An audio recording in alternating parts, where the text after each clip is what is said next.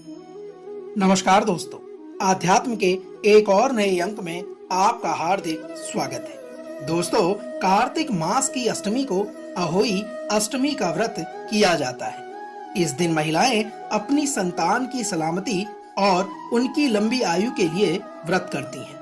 पूरे दिन निर्जला रहकर शाम को तारे देखकर व्रत को खोलती हैं। जहां व्रत रखकर अहोई माता की पूजा की जाती है, वहीं उनकी कथा भी विशेष रूप से पढ़ी जाती है। शाम को मां अहोई की कथा पढ़ने और बच्चों को सुनाने के बाद तारे देखने के बाद इस व्रत को खोला जाता है। इस दिन व्रती महिलाएं चाकू आदि का इस्तेमाल नहीं करती। आज के इस अंक में हम आपके बीच अहोई व्रत कथा का वर्णन करने जा रहे हैं। तो आइए आरंभ करते हैं अष्टमी तिथि कार्तिक मास से जुड़ी यह अहोई व्रत की कथा के बारे में। दोस्तों, पौराणिक कथा के अनुसार एक साहूकार की बेटी जहां मिट्टी काट रही थी, उस स्थान पर श्याहू अर्थात साही अपने बेटों के साथ रहा करती थी। मिट्टी काटते हुए गलती से साहूकार की बेटी की खुरपी की चोट से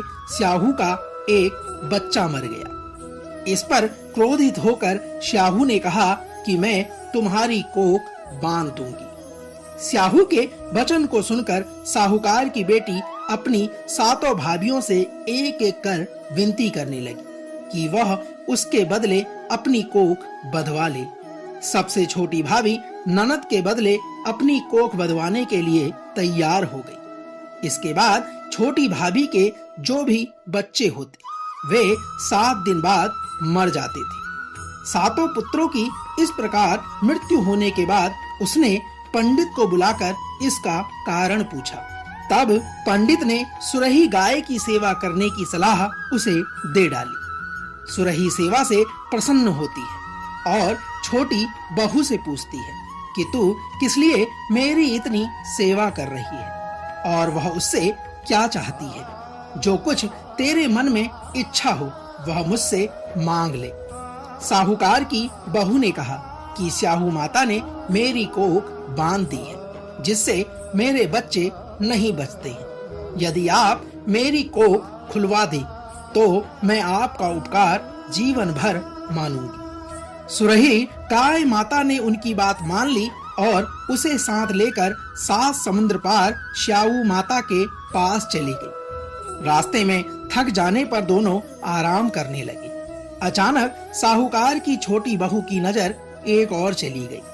वह देखती है कि एक सांप गरुड़ पंखनी के बच्चे को डसने जा रहा है और वह सांप को मार देती है। इतने में गरुड़ पंखनी वहां पर आ जाती है और खून से बिखरा हुआ देखकर उसे लगता है कि छोटी बहू ने उसके बच्चों को मार दिया है। इस पर वह छोटी बहू को चोंच मारना शुरू कर देता है।